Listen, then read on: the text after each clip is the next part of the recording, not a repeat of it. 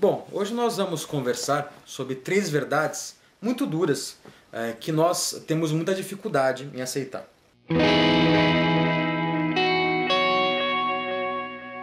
Bom, essas três verdades foram chamadas por Freud de três grandes feridas narcísicas que a humanidade sofreu com o desenvolvimento da ciência e do método científico. Tá?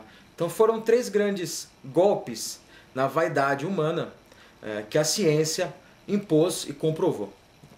A primeira delas, o primeiro golpe, a primeira ferida, foi descoberta por Copérnico. Né? Copérnico começou a perceber, e comprovou isso cientificamente, que não era o Sol que girava em torno da Terra, era o contrário, que a Terra girava em torno do Sol. Né? E isso nos mostrou que a Terra não é o centro do universo, muito pelo contrário. Né? O universo é um lugar muito grande, né? E os números, as unidades de medidas que são usadas para medir o universo, né, são difíceis da gente entender com os parâmetros que nós temos na nossa vida cotidiana. Né? A Terra é um planeta que gira em torno do Sol. O Sol é uma estrela. Né? Vários planetas giram em torno do Sol. A Terra é um deles. Só que essa estrela, o Sol, ela está dentro de uma galáxia. Né? A nossa galáxia chama-se Via Láctea. E nessa galáxia existem bilhões de estrelas como o Sol. Eu disse bilhões de estrelas. Então, ao redor dessas bilhões de estrelas, existem também bilhões de planetas girando. Só que a Via Láctea, a nossa galáxia, não é a única galáxia que existe. Existem no universo observável bilhões de galáxias. Né? Então, o que acontece? A Terra é um planeta girando em torno de uma estrela que é o Sol. Essa estrela está numa galáxia que tem bilhões de estrelas, que está num universo que tem bilhões de galáxias. Né? Então, para a nossa cognição humana, acostumada em lidar com problemas da vida diária, essa compreensão de que a Terra não é o centro do universo, pelo contrário, o universo é um lugar enorme, existem bilhões de outros planetas parecidos com a Terra, onde pode ser, exista vida, né, é difícil da gente entender. Né?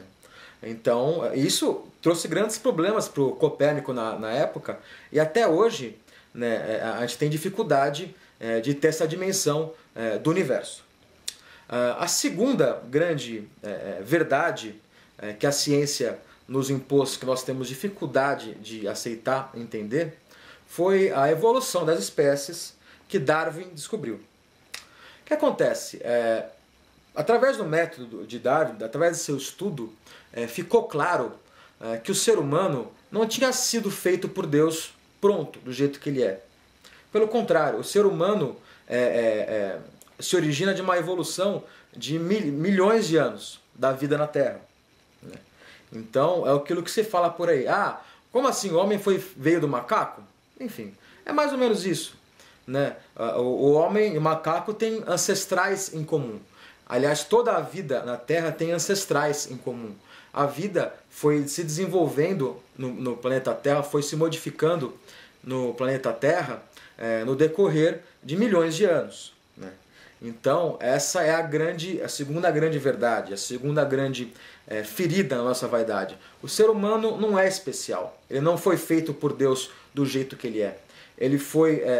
O ser humano foi desenvolvido, foi construído num processo de evolução que levou milhões de anos. Né? E nós somos, na verdade, aliás, além de termos ancestrais em comum com as outras espécies, nós somos muito parecidos geneticamente com as outras espécies que existem na Terra. Né? A diferença do homem de uma barata, por exemplo, geneticamente, ela é pequena. Né? Então essa é até hoje, né? Muitas pessoas não aceitam a teoria da evolução de Darwin, apesar da teoria da evolução não ser um ponto de vista. Não é uma coisa que eu acho ou que algumas pessoas acham. É uma descoberta científica muito bem testada e muito bem estruturada. Tá? Essa foi a segunda grande verdade. E a terceira grande verdade, né, que causa impacto até hoje e que também nós temos muita dificuldade em aceitar, entender, foi descoberta pelo próprio Freud. Freud disse: o homem não é senhor em sua própria casa. Isso quer dizer o quê? O que o homem conhece de si próprio é apenas a ponta de um iceberg. O que a mente consciente do ser humano consegue perceber é uma parte pequena comparada a tudo aquilo que está embaixo. Todo o resto do iceberg que está embaixo, que seria a mente inconsciente. Então, para nós é muito difícil aceitar e entender isso, não é mesmo? Que nós sabemos muito pouco sobre nós mesmos. E mais do que isso, as nossas escolhas talvez não sejam totalmente livres. O nosso livre-arbítrio talvez não seja total, porque existem forças, existem camadas da nossa mente que nós não percebemos, que influenciam diretamente as nossas decisões e as nossas condutas do dia a dia. Isso também não é aceito em muitas culturas, mas também não é um ponto de vista. É uma constatação segura, feita por métodos científicos no decorrer aí de muito tempo. A psicanálise já tem mais de 100 anos, e há mais de 100 anos vem estudando a consciência e o inconsciente, isso é, aquilo que nós sabemos sobre nós mesmos e aquilo que atua em nós, aquilo que nos impulsiona muitas vezes, e nós não entendemos, não temos a consciência de que forças são essas. Nós não temos a consciência de uma parte de nós mesmos. Tá certo? Valeu, até a próxima.